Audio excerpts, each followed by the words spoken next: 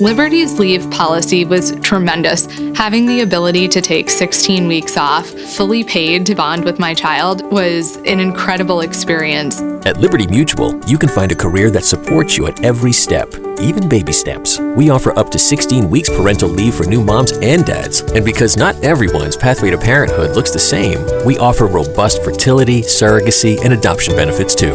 Learn more at libertymutualcareers.com and pursue your tomorrow today. Enjoy the taste of summer no matter what the weather when you head to Maverick for some Mountain Dew Baja Blast.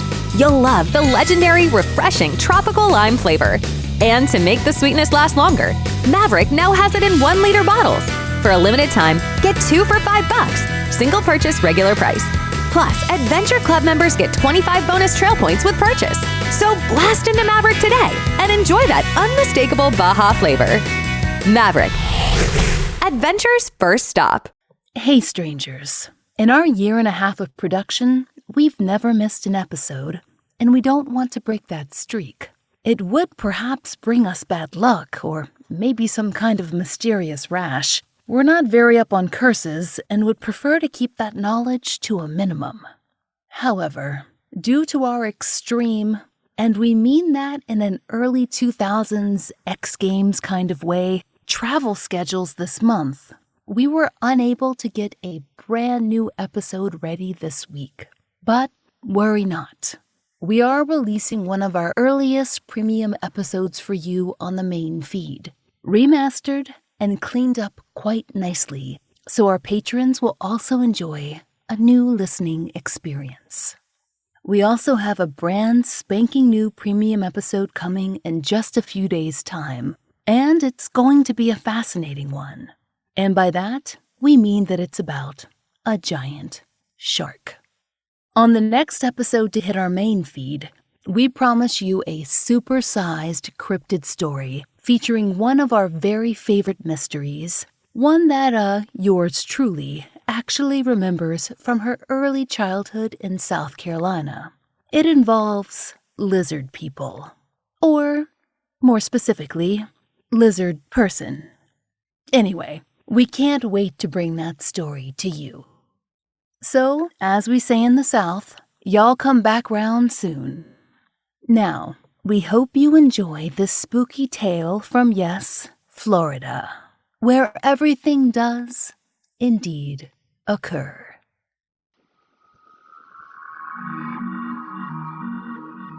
I'm Laurah Norton, and this is One Strange Thing, the show where we search the nation's news archives for stories that can't quite be explained.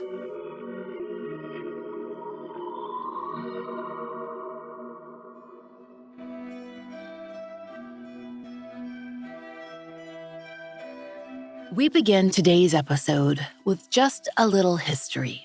And like pretty much everything else that makes its way into the school books, it turns out the truth is much uglier than what we were taught. There are many beautiful homes along Florida's coast. Some of the world's richest people live in Naples or along the Florida Keys. Where did all that wealth come from? It depends. Certainly, there are success stories, the ones about hardscrabble businessmen who came up from nothing. But, as Henri de Balzac once wrote, behind every great fortune lies a great crime. For some of Florida's earliest and wealthiest landowners, that rings very true. Slavery, land theft, robbery, piracy, these foundations built the manses along America's southernmost coastlines. This episode, we're interested in pirates, and one in particular. A mid-19th century outlaw who made his fortune on the coast of the Florida Keys. Though, to be fair, Captain John H. Geiger might actually have quibbled with the term pirate. He himself would never have used it. In history books, he's more politely called a master wrecker.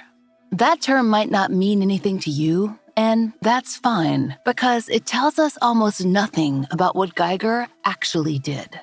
In theory, wrecking was a legal industry with rules of conduct.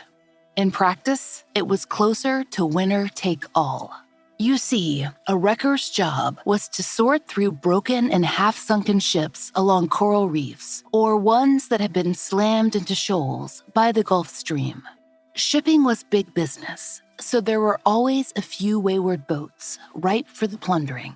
And Captain John Geiger built his fortune one soggy bounty at a time, answering the call of "Wreck ashore!" time and time again. He was soon swimming in money. According to Sunshine Magazine, there were even rumors that he buried some of it up on a hill near the spot where he would one day build his home. And that home was grand. According to its official website, Geiger spared nothing in its construction. It was built by the best craftsmen of the finest materials and set at an angle so that, whether coming or going, sea travelers would see the Geiger Mansion. He filled his home with finery, the best of the best for the Geiger family. And he also purchased people. Enslaved men and women did all the work in the mansion, and they also traveled out to shipwrecks with Geiger's crew. That was dangerous, sometimes deadly labor. Men would risk their lives for that bounty, and unlike other crew members, the enslaved men would not see a cut of any prize. But Geiger kept his cuts, and his fortune grew. According to its own official website, the mansion would stay in the Geiger family for generations. Over 100 years, in fact. And then, in true Southern Gothic tradition, the last of the Geiger line, William Bradford Smith, he was an unmarried recluse. Like his great-great-grandfather, he maneuvered the Gulf Stream as a harbor pilot. Unlike his great-great-grandfather, William Bradford Smith lived as a shut-in in the mansion for decades, without running water or plumbing. The Miami Herald reported that when townsfolk came by and tried to have that plumbing installed, William Bradford Smith drove them off with a shotgun. Eventually, that mansion fell into disrepair, its boarded-up windows facing a street. Modern Key West had sprung up and in the process blocked that perfect ocean view. Soon after the recluse, William Bradford Smith, died in 1956, the once fine house was set to be demolished, and a gas station was slated for its place. Per the official website, a local couple, the Wolfsons, who were among the wealthiest residents of Key West, purchased the home in 1958.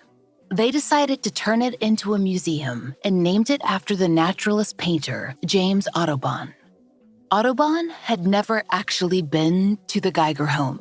It was built after he visited Key West and painted its many beautiful birds. But he had stood on that very land, and he'd been taken with it, and especially with the beautiful birds that populated its flora. So, the Wolfsons restored the home and filled it with Audubon's work and with the Geiger's furniture, and then opened it to the public. The house could be visited or booked for weddings, and it became a point of pride in Key West's tourist pamphlets, still standing after hurricanes that so often swept through from the coast. Even Geiger's descendants came to the house, and, occasionally, donated items of historic significance for display. Per the Miami Herald, one such item came from a many times great-granddaughter of Captain Geiger. It was a one-of-a-kind baby doll. The Herald described the doll as in the buy-low baby style, modeled after infants rather than little girls, as Victorian dolls had been. This particular doll, as was common in the 1920s, had reportedly been modeled after a real newborn. And according to the Herald, its maker had gone to the hospital to find the perfect baby to capture in wax. And, apparently, this was a job well done. According to the news press, when the artist was done, one couldn't tell the doll from the actual baby. Laid side by side, they were alleged to be twins. Sunshine Magazine published a long-form piece on the Audubon house in 1997, and their description of the doll is quite different. According to their reporter, Matt Shore, the doll was actually made in the 1850s in England and was a style called the Mrs. Peck.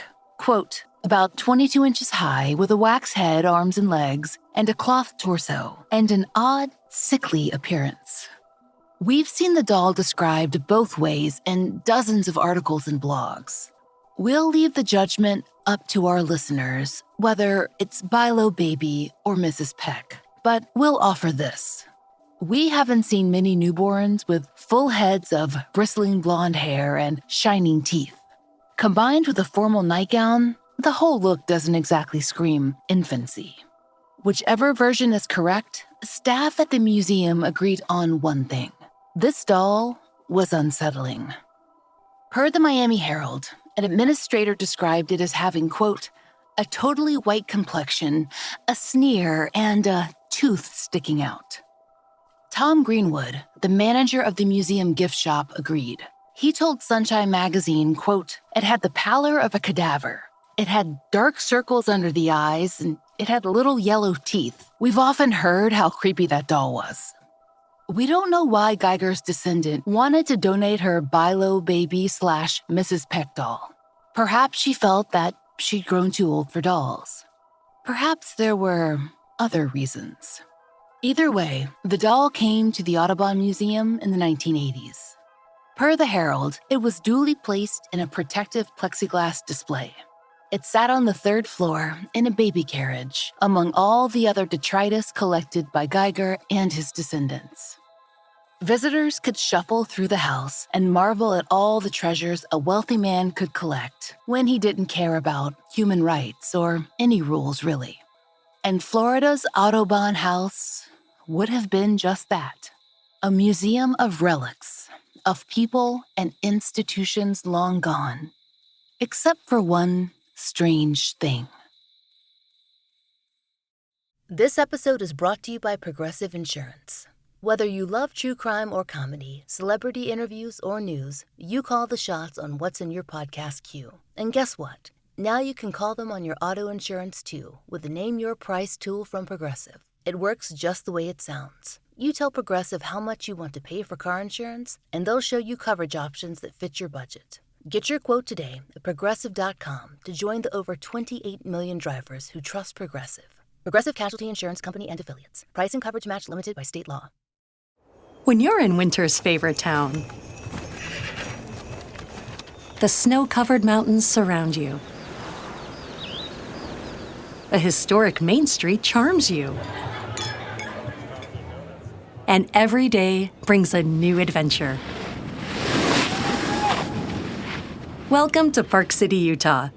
Naturally, winter's favorite town. Join the experience at visitparkcity.com.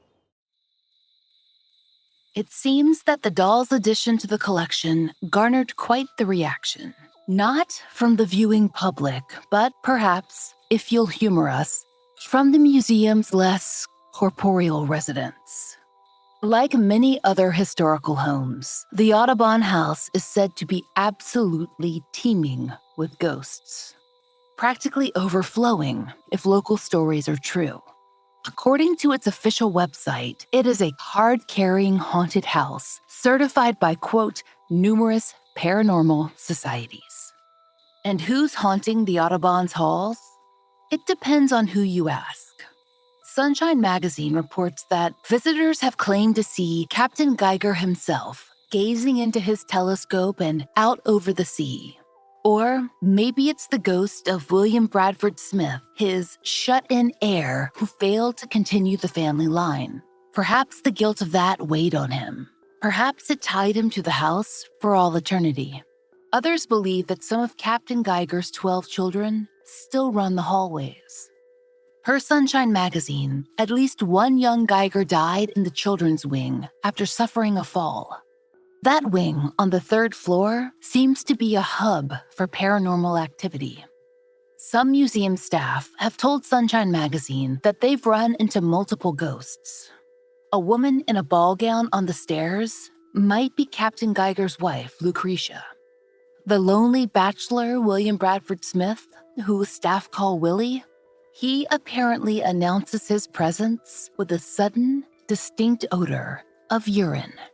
Employee Teresa Ashley told Matt Schur, quote, I came in early one day and noticed a strong urine smell. I said, "Oh, Willie, get back on the second floor where you belong." The smell just went away. If there is a spiritual presence somewhere in that mansion, it might not be a member of the Geiger family at all. A local paranormal blog relates the rumor that Audubon himself walks the grounds, where he shot down birds and used their corpses for his paintings and his lithographs. Certainly, his delicate artistic renderings are slightly less enjoyable when you imagine the kind of ghastly puppetry that went on behind them. It's odd, though. Between the official website, the blogs, the newspapers, no one ever mentions the enslaved people who were forced to live on the property, to work for the Geiger family, to live and die without autonomy, whose spirits, of all the residents, might rest the least in peace. Whatever the presence was, if there was a presence at all, the third floor seemed to be the place where it was felt most keenly. And if you'll remember, that's just where the doll was placed. In the children's wing, in the room that had been a nursery, and, per the Herald, had also been a ward for people struck with yellow fever. Local tour guide David Sloan told Sunshine Magazine, quote, "I always feel the toys are getting ready to move in that room. A lot of it has to do with the way the toys are laid out, like children just left to go outside. We have to admit, it was the perfect home for a terrible doll." The news press reported that the doll had frightened pretty much everyone since its arrival at the Audubon house. Staff complained that it stared at them. Visitors complained that they felt chills in its presence. Its eyes followed them about the room. According to the Miami Herald, at night, the museum's alarm system, which registered heat signals, would be tripped over and over in that third-floor room. But no intruders were ever found. That said, people out on the street would occasionally call police to report that they saw figures moving behind those third-floor windows when the museum should have been dead empty. The staff of the museum tried their best to just avoid the doll, but it still drummed up occasional outside interest. The Miami Herald reported that the Discovery Channel had once come to take still photographs of the doll for a television special, but that the crew had been warned. The doll did not like having its picture taken. Upon hearing that, the photographer had laughed and, quote, "the back of his camera popped off. His film was ruined." Other visitors reported an overwhelming urge to leave the room, to get away from the doll as soon as they could. Apparently, though, another visitor had a very different reaction. On Monday, January 6, 1997, someone stole the haunted doll from the Audubon Museum. To do so, they would have had to have wriggled underneath the plexiglass or climb over it. Though the display was open at the top and the bottom, it wouldn't have been easy. Maybe someone had come in the night, but when someone had actually entered, the museum couldn't be sure. The museum's alarm system, the excitable sensor, it had been disabled for a few hours. It was to be replaced. So, for some period of time, that room on the third floor was unguarded. The Miami Herald estimates it was for one night. Sunshine Magazine reports that it was only for a few hours. Either way, a successful heist was pulled off. Nothing else in the museum was stolen, and the doors were still locked when the staff arrived the following Tuesday morning, only to find an empty wicker carriage on the third floor. The news press valued the doll at about $1,000. And as a staff member told the Miami Herald, it wasn't the most valuable piece in the house, not by a long shot. It was an odd thing to steal if someone wanted money. Maybe something a teenager would steal on a dare, or something that would appeal to a lover of the occult and the macabre. Certainly, no one would want a doll like that for its charm. "Whoever took it is in for a lot of trouble," she said. In another interview with the news press, the same administrator offered her own theory. Maybe it just got up and walked away. In 2020, there are plenty of buy low babies for sale on eBay. Some have cracked porcelain faces. Others, the older ones, are wax, with features smearing into something closer to grimaces or screams. The Mrs. Peck dolls are much rarer. We couldn't find a single creepy specimen for sale. Those Bilo babies remain popular, though. With regularity, they're described as haunted or cursed, though terms of service require that sellers promise that they mean those words only as entertainment. Apparently, there's a healthy market out there for ghastly dolls and the ghosts that might come with them. Is that where the Audubon House doll went? To carry its aura to another home where it had been invited? No one at the Audubon House can or will say for sure. But, of course, there is another option. Blogger Jacob Floyd, who covered the Audubon House doll on his site, Jacob Floyd's Ghosts and Monsters, offered up a very interesting theory. He wrote, quote, "Did Mrs. Peck leave on her own? Or did the owners just want the doll out of there because of how it made people feel?" As Floyd points out, the Audubon House's money is made on museum tours and its lovely gift shop and all the weddings held on its pristine grounds. A snaggletooth, pasty, staring doll doesn't exactly enhance the atmosphere, especially if it's, well, haunted. Maybe someone took the opportunity to find it a new home while the security system was out of operation. We certainly wouldn't blame them. But if someone out there really did steal the doll, well, the staff of the Audubon House expects that they're in for some real fun. The Audubon House gift store manager, Tom Greenwood, told the Associated Press, quote, "Whoever took that doll also took the legacy and creepiness it represented. I wonder if whoever has that doll gets the whole package." And to Sunshine Magazine, quote, "That doll was morbid. It was beyond morbid. It was sinister." And it's worth noting, listeners, that the week after the theft, for the first time in a long time, the museum was quiet. Maybe that third-floor alarm system hadn't been the problem after all.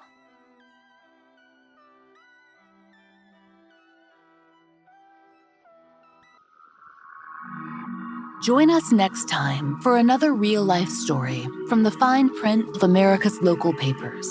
From the lives of regular people, just like you and me, except for one strange thing.